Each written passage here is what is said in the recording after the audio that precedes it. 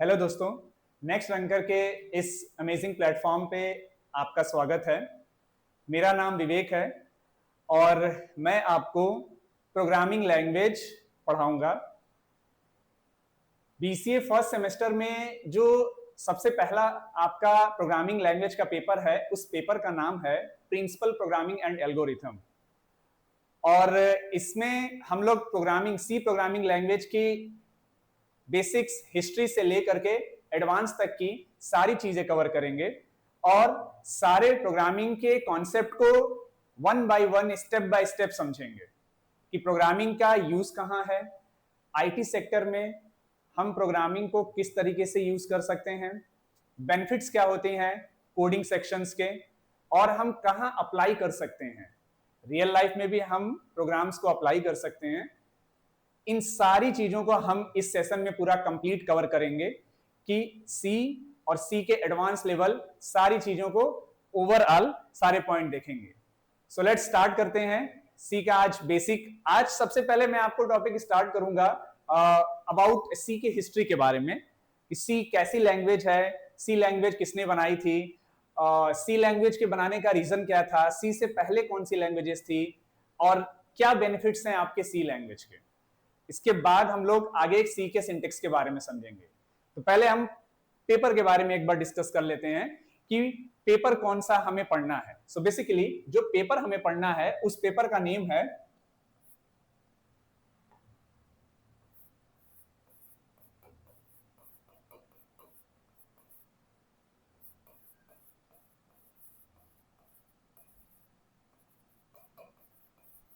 Principal programming and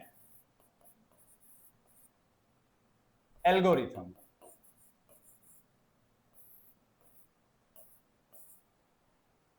ये paper basically हर university में अलग अलग नेम से भी आपका होता है। प्रॉब्लम सॉल्विंग टेक्निक्स, कुछ यूनिवर्सिटी में problem solving techniques in C language इस नेम से भी होता है। महात्मा गांधी काशी विद्यापीठ यूनिवर्सिटी में आपका प्रिंसिपल प्रोग्रामिंग या प्रोग्रामिंग प्रिंसिपल एंड एल्गोरिथम इस नेम से भी होता है। कुछ यूनिवर्सिटी में डायरेक्टली आपका सी लैंग्वेज के नेम से भी होता है। बट ओवरऑल इस पेपर में सी प्रोग्रामिंग लैंग्वेज को ही स्टडी किया जाता है और उसी के बेस पर ही सारी कोडिंग की जाती है। सो हम लोग प्रिंसिपल प्रोग्रामिंग और एल्गोरिथम के बारे में समझेंगे कि इसमें क्या क्या चीजें हैं। तो चलिए स्टार्ट करते हैं। सबसे पहले हिस्ट्री की, सी की हिस्ट्री क्या होती है और सी लैंग्वेज किसने बनाई थी और क्या रीजन था इसका।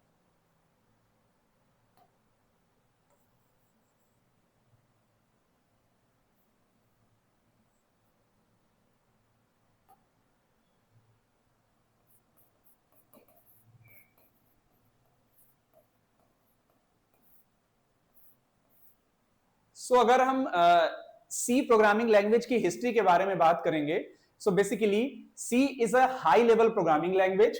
First is a high level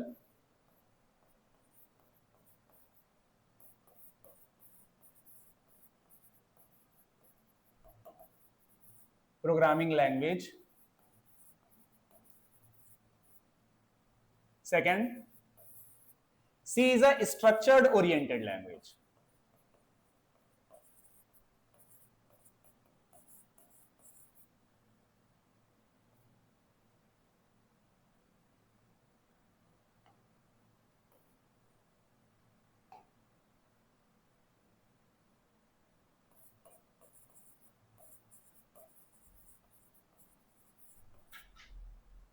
Third, C is a top to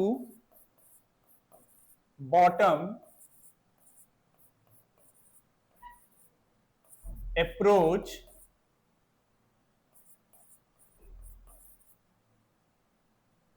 based language. सबसे पहले हम सी के बारे में समझते हैं। सी एक प्रोग्रामिंग लैंग्वेज है और प्रोग्रामिंग लैंग्वेज से पहले भी हम जरा प्रोग्रामिंग लैंग्वेज क्या होती है इसके बारे में समझते हैं। What is programming language, question ये अराइज होता है। अगर हम बात करें कि what is language, so language एक भाषा होती है। बेसिकली लैंग्वेज क्या है, एक भाषा। और हम सभी लोग अपनी लाइफ में क्या करते हैं, भाषा सीखते हैं। हम जब बचपन में छोटे होते हैं तो फिर क्या होता है कि हम धीरे धीरे बोलना स्टार्ट करते हैं, लेकिन ऐसा नहीं है कि हम स्टार्टिंग से ही सारे सेंटेंस या सारे वर्ड सब चीजें हम लगातार बोलने लगते हैं। नहीं, हमें धीरे धीरे सिखाया जाता है, और उसका बेनिफिट ये होता है कि हम फिर उसे अपनी रियल लाइफ में क्या करते हैं, इंप्लीमेंट करते हैं, किसी भी बात को बोलने के लिए, समझाने के लिए, लिखने के लिए, या फिर अपने कोई विचार व्यक्त करने के लिए। सो भाषा एक मीडियम है बेसिकली, जिसके थ्रू हम लोग क्या करते हैं, अपनी नॉलेज या अपनी किसी की बातों को सुनते हैं, समझते हैं, और फिर अपनी इंफॉर्मेशन क्या करते हैं, कन्वे करते हैं। सेम काम सी या प्रोग्रामिंग लैंग्वेजेस भी यही करती हैं, बस डिफरेंस इतना है कि हम रियल लाइफ में ह्यूमन से कम्युनिकेट करते हैं या किसी और पर्सन से कम्युनिकेट करते हैं, लेकिन कंप्यूटर से जब हमें कम्युनिकेट करना होता है या कंप्यूटर से हमें किसी प्रॉब्लम को सॉल्यूशन फाइंड आउट करना होता है, तब हम यूज करते हैं प्रोग्रामिंग लैंग्वेजेस का, और इसके थ्रू हम कुछ कोड अप्लाई करते हैं जो कि प्रोग्रामिंग कोडिंग्स होती हैं, और उसी कोड के थ्रू फिर हम क्या करते हैं, उसका सॉल्यूशन फाइंड करते हैं। ठीक है, सो भाषा ऑब्वियसली एक लर्निंग वाला पार्ट है, जिसके थ्रू हमें सीखना है कि कैसे स्टेप बाय स्टेप हम चीजों को कवर कर सकें और उनको कंप्लीट कर सकें। ओके, तो सबसे पहले सी के बारे में समझते हैं, सी कैसी लैंग्वेज है। So basically C is a high level programming language. C एक हाई लेवल प्रोग्रामिंग लैंग्वेज है। हाई लेवल प्रोग्रामिंग लैंग्वेज बोलने का रीजन ये है क्योंकि सी की जो लैंग्वेज है या भाषा है या जो उसमें हम कोडिंग यूज करते हैं, वो कोड हमारे नॉर्मल रियल लाइफ से जुड़े हुए हैं। जैसे हम नॉर्मल बचपन से हमें एबीसीडी पढ़ाया जाता है इंग्लिश में, सो ऑब्वियसली क्या होगा, ये सारी की सारी चीजें हम लोग इंग्लिश में राइट करते हैं। मैथमेटिक्स में हमें 1 2 3 4 नेचुरल नंबर्स ये सब चीजें सिखाई जाती हैं। सी लैंग्वेज में हम 1 2 3 4 का भी यूज कर सकते हैं। मैथमेटिक्स में कुछ सिंबल्स हम यूज करते हैं, एडिशन, सब्ट्रैक्शन, मल्टीप्लिकेशन, डिवीजन, ये सारे सिंबल्स भी आप हाई लेवल लैंग्वेज या प्रोग्रामिंग लैंग्वेज जो सी है इसमें यूज कर सकते हैं। सो बेसिकली ये हाई लेवल लैंग्वेज बोलने का रीजन ये है क्योंकि हम रियल लाइफ में जो चीजें स्टडी करते हैं वो हम सी लैंग्वेज में अप्लाई करते हैं, और इस वजह से ही सी लैंग्वेज को बोला जाता है high level programming language. Okay, इससे प्रीवियस भी कुछ लैंग्वेजेस थी जिसमें ये चीजें नहीं थी, उनके बारे में भी हम डिस्कस करेंगे। नेक्स्ट है आपका structured oriented language. Structured oriented बोलने का रीजन ये है, सी एक स्ट्रक्चर को फॉलो करती है। सी प्रोग्रामिंग लैंग्वेज एक स्ट्रक्चर को फॉलो करती है जिसमें एक बार प्रोग्राम टॉप से एग्जीक्यूट होता है और फिर बॉटम पे जाके फिनिश होता है। सो इस वजह से सी लैंग्वेज को top to bottom approach based language भी बोला जाता है। कहीं कहीं पे आपको ये दिख जाएगा, बुक्स में भी लिखा हुआ कि आपको टॉप टू बॉटम अप्रोच, मतलब अगर आपसे कोई क्वेश्चन करे कि सी किस तरह के अप्रोच को फॉलो करती है, सो बेसिकली सी आपके टॉप टू बॉटम अप्रोच को फॉलो करती है। ये आप ध्यान में रखिएगा। ठीक है, okay, move on next topic.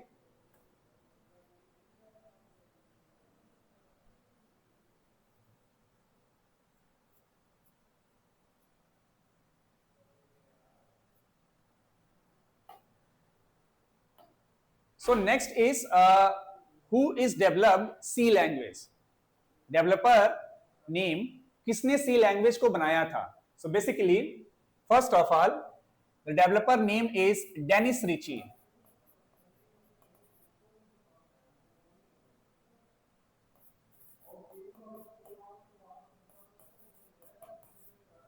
Spelling देख लीजिएगा, स्पेलिंग हो सकता है कि मिस्टेक होगी लेकिन उसका कोई खास नहीं है, नेम याद रखना इंपॉर्टेंट है, Dennis Ritchie. So Dennis Ritchie is the scientist who developed C language. Dennis Ritchie वो साइंटिस्ट हैं जिन्होंने सी लैंग्वेज को डेवलप किया था। सी एक हाई लेवल लैंग्वेज है, इसको डेनिस रिची ने आपका डेवलप किया। कब डेवलप किया था? 1972 ईयर 1972 में डेवलप किया था। और एक क्वेश्चन और होता है कि कहां डेवलप किया था। So the place is AT&T Bell Lab. AT&T Bell Lab में डेवलप किया था। ये एक लैब है जो कि आज भी एग्जिस्ट करती है। ठीक है, यूएसए में ये लैब है और आज भी जितनी भी चीजें डेवलप होती हैं वो AT&T बेल लैब में कुछ एक्सपेरिमेंट और नए नए प्रोग्रामिंग लैंग्वेजेस में जो भी अपडेशन होता है वो इस लैब में होता है। सो ये बेसिक जानकारी थी, इसे एटलीस्ट जरूर याद रखिएगा कि डेनिस रिची ने सी लैंग्वेज को बनाया था। किस ईयर में बनाया था? तो 1972 में बनाया था। और कहां बनाया था, मींस वो लैब, तो उस लैब का नेम है आपका AT&T Bell lab. Bell Lab में उन्होंने क्या किया था, सी लैंग्वेज को कोड किया था। सो आज थोड़ा और चीजें पढ़ते हैं सी की हिस्ट्री के बारे में कि सी हाई लेवल है। सो हाई लेवल से पहले कौन सी लैंग्वेजेस थी, और अगर ऐसी क्या रिक्वायरमेंट पड़ गई कि हमें हाई लेवल लैंग्वेज पे मूव करना हुआ, कोई ना कोई तो रीजन होगा। सो उसके बारे में डिस्कस करते हैं। हाई लेवल से जो पहले की लैंग्वेजेस थी उसमें से एक language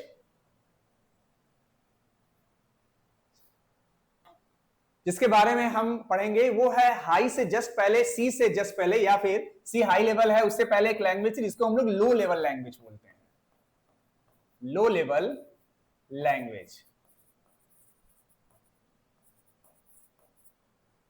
low level language, high level से लो लेवल, लो लेवल से एक और नीचे लैंग्वेज होती है जो आज भी यह है आपका, इसका नेम है मशीन लेवल लैंग्वेज।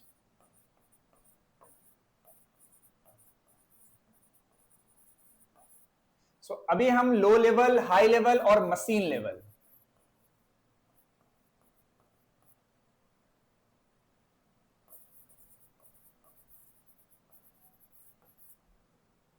इन लैंग्वेजेस के बारे में थोड़ा सा समझेंगे कि high level, low level, machine level ये लैंग्वेजेस क्या हैं और किस तरह से वर्क करती हैं। सो सबसे first of all machine level के बारे में बात करते हैं। मशीन लेवल लैंग्वेज एक लैंग्वेज या ऐसी भाषा जो डायरेक्टली हमारी मशीन के हार्डवेयर पार्ट से इंटरेक्ट करती है। फॉर एग्जाम्पल, अगर आपने कंप्यूटर देखा होगा, सो कंप्यूटर में आईसी मतलब इंटीग्रेटेड सर्किट्स, रैम, रोम, हार्ड डिस्क, इस तरह की सारी चीजें आपकी होती हैं। सो बेसिकली वो आपस में डेटा क्या करते हैं, ट्रांसफर करते हैं। सो डेटा ट्रांसमिशन नॉर्मल तरीके से तो पॉसिबल नहीं है, कोई ना कोई तो एक ऐसा मीडियम होगा जिसके थ्रू क्या होता है, डेटा ट्रांसमिट होता है। सो बेसिकली जिसमें वो डेटा डिकोड होकर के ट्रांसमिट होता है, वो जो लैंग्वेज होती है वो आपकी मशीन लेवल लैंग्वेज होती है। और मशीन लेवल लैंग्वेज बेसिकली 0 और 1 में डेटा को स्टोर करते हैं। या हम ऐसे समझे कि कंप्यूटर जो हमारी कौन सी भाषा समझता है, बाइनरी नंबर्स। तो बाइनरी नंबर्स हमारे यही होते हैं क्या, 0 और 1, 0 और 1 बाइनरी नंबर्स। और मशीन लेवल लैंग्वेज में भी कोई भी लैंग्वेज या कोई भी कोड अगर एग्जीक्यूट होता है तो वो 0 और 1 के फॉर्म में ही क्या होता है, एग्जीक्यूट होता है। ओके, 0 और 1 के फॉर्म में आपका एग्जीक्यूट होता है। Next, low level language. Time जैसे थोड़ा आगे बढ़ता गया, मशीन लेवल में कोड लिखना बहुत ही डिफिकल्ट होता था, बिकॉज आप उसमें कोडिंग बहुत ही लेंदी होती थी और कोड को ऑलरेडी डिकोड करने के लिए कई ट्रांसलेटर की रिक्वायरमेंट पड़ती थी। फिर जैसे टाइम और आगे बढ़ा, सो उसके बाद एक और लैंग्वेज बनी जिसको नाम दिया गया low level language. Low level language better than machine level language थी। मशीन लेवल से अच्छी लो लेवल लैंग्वेज थी आपकी, क्योंकि इसमें कोड लिखना कंपैरिजन टू मशीन लेवल के इजी होता था। इस वजह से आराम से आप कोड लो लेवल में राइट कर लेते थे। फॉर एग्जाम्पल, अगर लो लेवल लैंग्वेज में हमें 2 नंबर को सम करना है, सो वहां पर हम सम वर्ड यूज करते थे। हम लिखते थे सम ए बी, ए वेरिएबल या वो वैल्यू जिसमें स्टोर करना होता था। इससे पहले हम ए स्टोर 5 इस तरह का कुछ स्टेटमेंट लिखा जाता था वैल्यू स्टोर करने के लिए। इसका मतलब 5 कहां स्टोर हो गया, आपका ए में स्टोर हो गया। सेम एज हम ऐसे ही बी में वैल्यू स्टोर करते थे, बी स्टोर 6। सो बी में स्टोर क्या होता था, आपका 6 स्टोर हो जाता था। और ऐसे ही सम करना होता था तो हमें सम लिखना होता था। ये आपकी लो लेवल लैंग्वेज के बेसिकली क्या थे, कोड थे। लो लेवल लैंग्वेज में इस तरह के कोड क्या होते थे, आपके अप्लाई किए जाते थे। अब इसके बाद फिर टाइम, और इसमें भी थोड़ी डिफिकल्टीज थी, क्योंकि इंग्लिश की नॉलेज, जैसे सम अगर हमें करना है, सो सम के लिए हम प्लस सिंबल यूज नहीं कर पाते थे। प्लस सिंबल का यूज हम नहीं कर पाते थे लो लेवल लैंग्वेज में। सो जैसे टाइम थोड़ा और आगे बढ़ा, सो लैंग्वेज और इंप्रूवमेंट हुई और उसमें और चेंजेस हुए। सो उसके बाद हाई लेवल लैंग्वेज इंप्लीमेंट हुआ। हाई लेवल लैंग्वेज अगर बोला जाए, जिसकी सी लैंग्वेज की हम लोग बात कर रहे हैं, सो सी आपकी बहुत ही बेस्ट हाई लेवल लैंग्वेज का एक एग्जांपल है। आपका सी लैंग्वेज से आप नॉर्मल जो भी कोडिंग अप्लाई करते हैं वो अपनी स्टडी में आपने बचपन से जो भी चीजें पढ़ते हुए चले आ रहे हैं वो सारी की सारी चीजें आप क्या करते हैं, सी में अप्लाई कर सकते हैं। फॉर एग्जाम्पल अगर आपको लेटर्स लिखना है सो एबीसीडी आप राइट कर सकते हैं। फॉर एग्जाम्पल अगर आपको मैथमेटिक्स के सिंबल यूज करना है, एडिशन, सब्ट्रैक्शन, मल्टीप्लिकेशन, डिवीजन, आप वो भी यूज कर सकते हैं। या फिर आपको मैथ्स के नंबर्स को यूज करना है, आप वो भी यूज कर सकते हैं। ऑब्वियसली लैंग्वेजेस हिंदी में नहीं बनी है तो हम हिंदी का यूज नहीं कर पाएंगे, लेकिन ये है कि आप बाकी जो चीजें हैं वो अप्लाई कर सकते हैं इजीली। ठीक है, हाई लेवल लैंग्वेज को ह्यूमन रीडेबल लैंग्वेज भी बोला जाता है। क्यों? क्योंकि ह्यूमंस जो भी स्टडी करते हैं वो हाई लेवल में क्या करते हैं, अप्लाई कर सकते हैं। इसी वजह से हाई लेवल लैंग्वेज आपका बना, और इसमें कोड लिखना और आसान हो गया। टाइम टू टाइम कोड लिखना क्या हुआ, और इजी हो गया। इस वजह से हाई लेवल लैंग्वेज बहुत ही पॉपुलर हुई, और आज भी हाई लेवल लैंग्वेज की डिमांड है।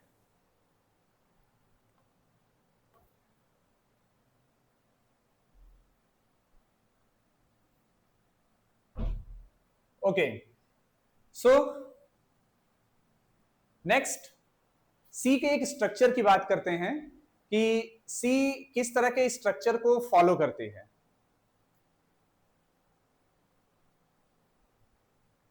अब सी का एक मैं छोटा सा एग्जांपल लिखूंगा सी के प्रोग्राम का, और उसको थोड़ा डिस्कस करेंगे। एक नॉर्मल नेम प्रिंटिंग का, कि कैसे नेम प्रिंटिंग होती है सी में। ओके,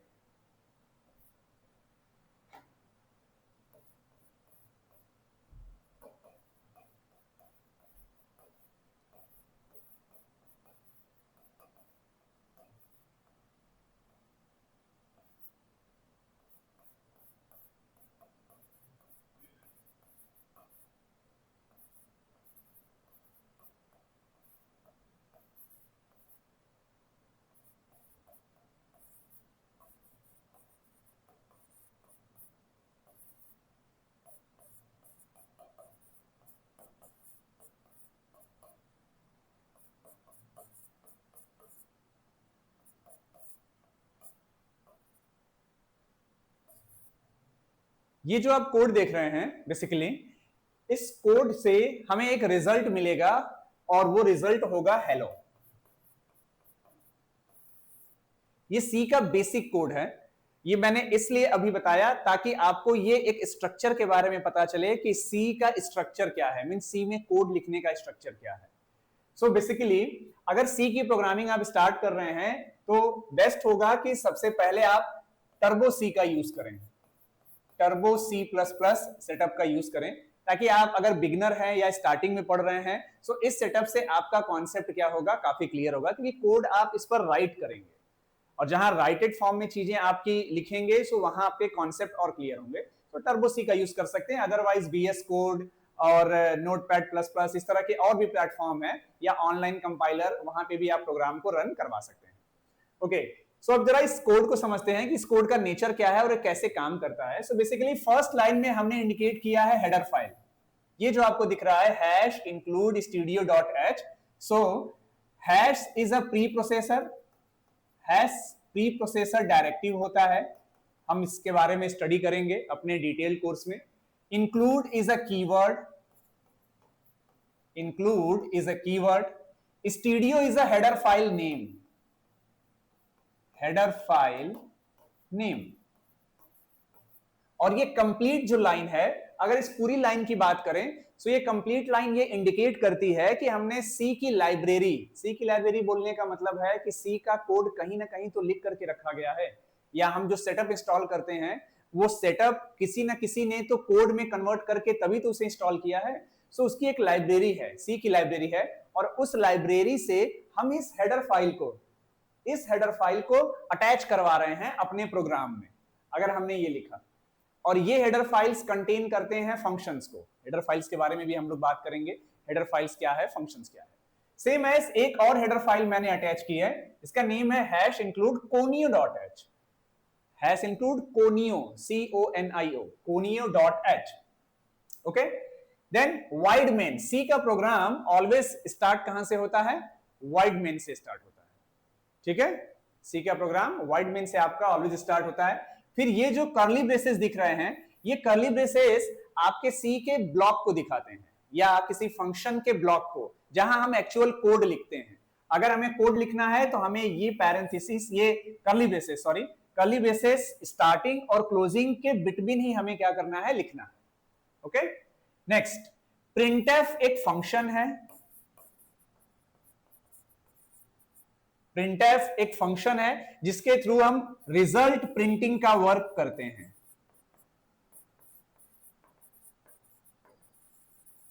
रिजल्ट प्रिंटिंग का टास्क परफॉर्म करते हैं प्रिंटफ फंक्शन के थ्रू। और यहां जो आपको दिख रहा है ये पार्ट, ये एक मैसेज है। ये बेसिकली एक सिंपल मैसेज है, यहां पे जो भी आप नाम लिख दोगे वो आपका क्या होगा, प्रिंट हो जाएगा। तो ये सी का एक बेसिक कोड था जिसके थ्रू हम लोग क्या करते हैं कि प्रोग्राम राइट करते हैं और सी के रिजल्ट को हम लोग कंसोल स्क्रीन पर, रिजल्ट हमें कहां मिलता है, सी का कंसोल स्क्रीन पर हम इसे एग्जीक्यूट करते हैं।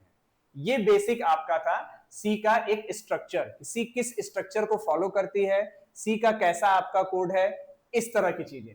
अब यहां पे जो पार्ट आपका सी का दिख रहा है, इन सभी चीजों की एक मीनिंग है, वो सारी की सारी मीनिंग हम लोग डिटेल में डिस्कस करेंगे और एक एक पार्ट को डिटेल में हम चेक भी करेंगे कि उसमें कौन से पार्ट हमारे एग्जीक्यूशन वाले हैं और कौन से ऐसे पार्ट हैं जो हमें प्री डिफाइंड या पहले से बने हुए मिले हैं। सी आपकी बेसिकली हाई लेवल लैंग्वेज होने के साथ साथ कुछ ऐसे फीचर्स भी कंटेन करती है जिसके थ्रू हम लोग अपने सॉफ्टवेयर या फिर हम किसी भी कंसोल बेस्ड प्रोग्रामिंग को और अट्रैक्टिव बना सकते हैं। सो सी का ये बहुत ही इंपॉर्टेंट और बहुत ही अच्छा फीचर है आपका, ठीक है। अब नेक्स्ट बात करते हैं सी के कंपाइलर के बारे में। सी का कंपाइलर कैसा है और कंपाइलर क्या होता है। सो बेसिकली हर एक प्रोग्राम को रन करने के लिए और उसकी कोड को चेक करने के लिए एक कंपाइलर होता है। इवन अगर प्रोग्रामिंग लैंग्वेज की ही बात किया जाए तो सारी प्रोग्रामिंग लैंग्वेजेस किसी ना किसी कंपाइलर या इंटरप्रेटर पे वर्क करते हैं। सी की बात करेंगे तो सी आपका बेसिकली कंपाइलर बेस्ड लैंग्वेज है और इस पे कंपाइलर काम करता है।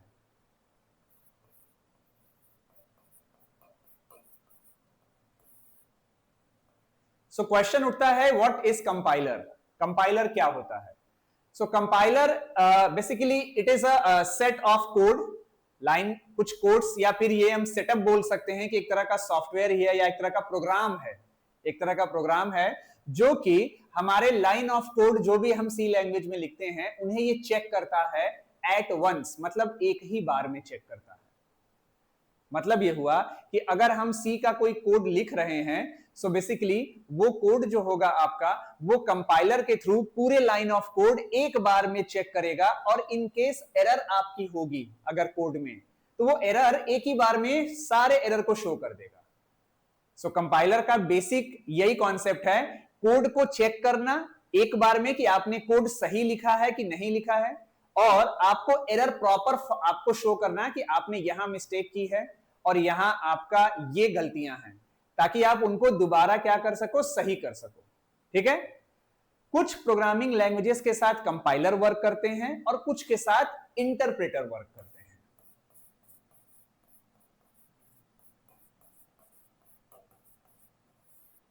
कुछ के साथ इंटरप्रेटर वर्क करते हैं।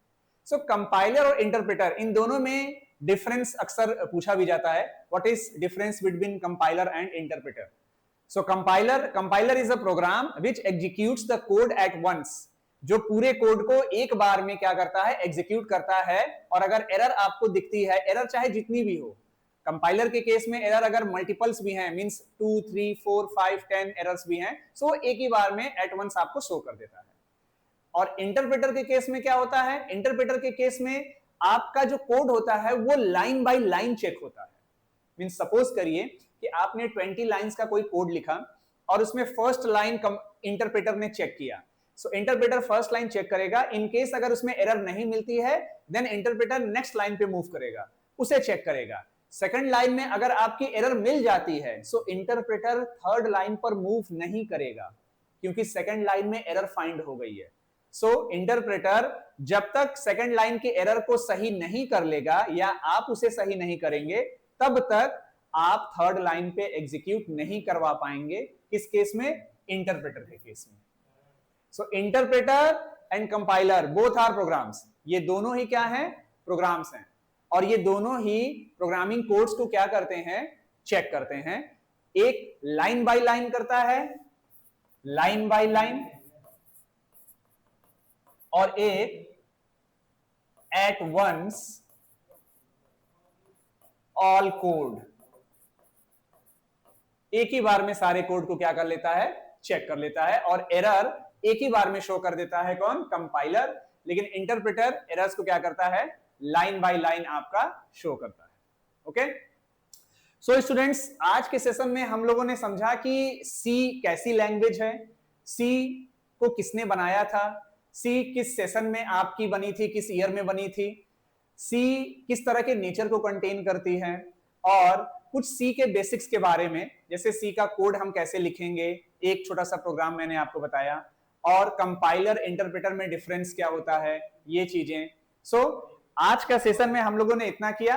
नेक्स्ट हम लोग आगे कंटिन्यू करेंगे, इसी सेशन को यहीं से ही स्टार्ट करेंगे। तब तक के लिए थैंक यू, धन्यवाद।